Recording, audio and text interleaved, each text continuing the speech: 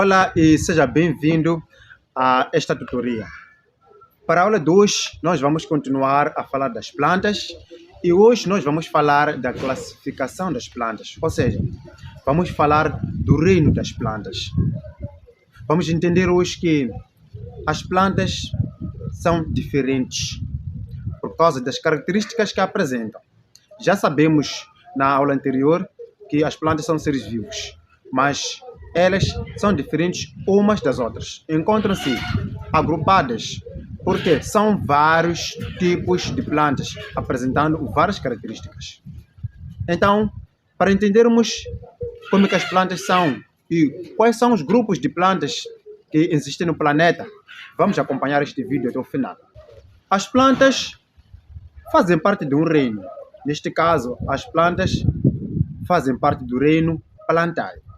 O reino Plantae encontra-se dividido em dois grupos, que é o grupo de plantas vasculares e plantas avasculares.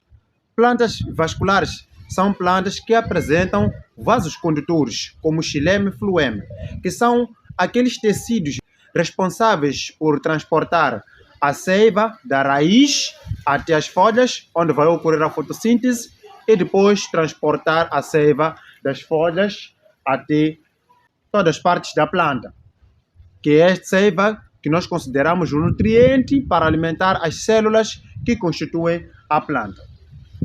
Agora, neste grupo de plantas, nem todas as plantas apresentam vasos condutores. Então, o grupo que não apresentam os vasos condutores, que são esses tecidos de transporte de seiva elaborada e bruta, são chamadas de plantas avasculares.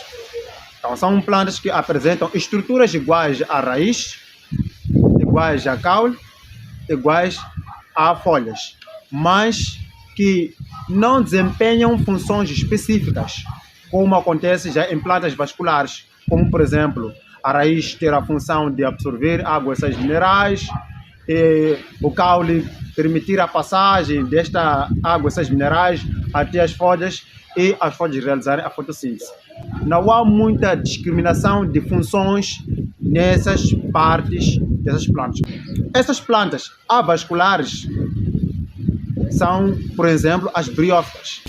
Os musgos são plantas que não apresentam caule, nem raiz, nem folha, mas apresentam estruturas semelhantes. E essas plantas, porque não apresentam essas estruturas, precisam de estar num sítio que tenha água em abundância. Então, normalmente crescem em zonas onde a umidade está em grande abundância.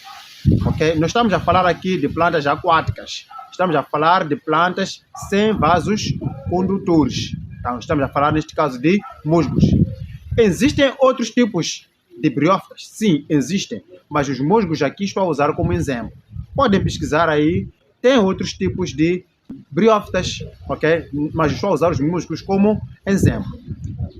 Então, este é o primeiro grupo de plantas não vasculares, que não apresentam vasos condutores. A maior parte das plantas que nós conhecemos são plantas vasculares. As plantas que estão a ver no fundo deste vídeo, todas elas são plantas vasculares. Apresentam esses tecidos condutores de seiva, ok? Apresentam raiz, apresentam caule, apresentam folha, no mínimo.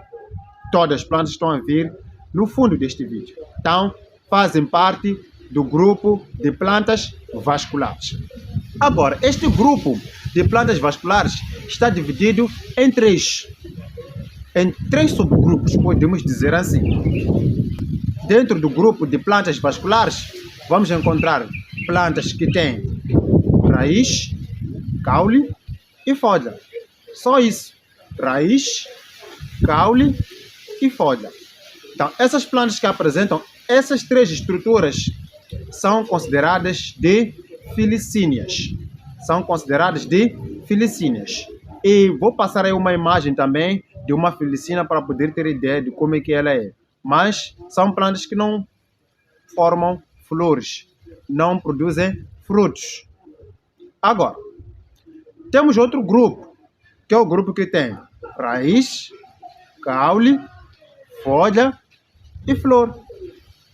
Raiz, caule, folha e flor. Então, este grupo de plantas que apresentam 4 partes são as gimnospermicas. Agora, as plantas que estão em maior abundância, que são as plantas mais desenvolvidas, são as plantas angiospermicas, que são as que mais conhecemos.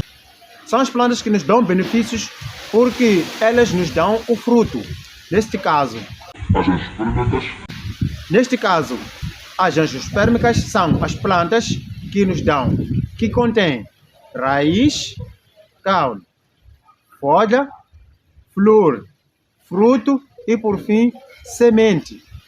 De novo, as angiospermicas têm raiz, caule, folha, flor, fruto e semente. Então, este grupo de plantas podemos chamar de plantas superiores, porque apresentam praticamente todos os órgãos que nós conhecemos quando se fala de planta. Porque, na maior parte de nós, quando se fala de planta, olhamos mais para plantas completas, que apresentam até frutos. Se calhar alguns, antes de assistir este vídeo, não sabiam que existem plantas que nem apresentam raiz, caule e folha. Agora já sabem. Então, é bom sempre aprender, né? Esta aqui é a diversidade de plantas que existem no planeta Terra. Vamos recapitular a aula de hoje. Falamos aqui que o reino das plantas está dividido em 2 grupos, que são plantas vasculares e plantas não vasculares. As plantas não vasculares são aquelas que crescem perto da água. Não têm estruturas como raiz, caule e folha. Ou seja, apresentando essas estruturas, elas não realizam a atividade de uma raiz, de um caule e de uma folha.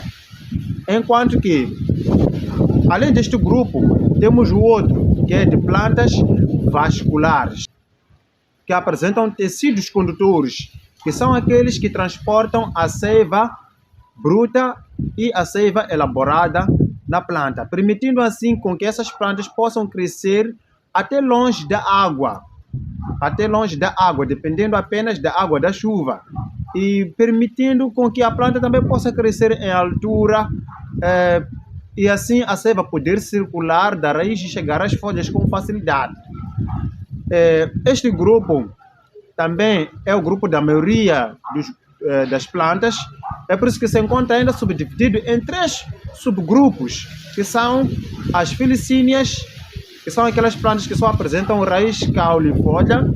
As gimnospermicas, assim como as angiospermicas, terminam com a formação da semente.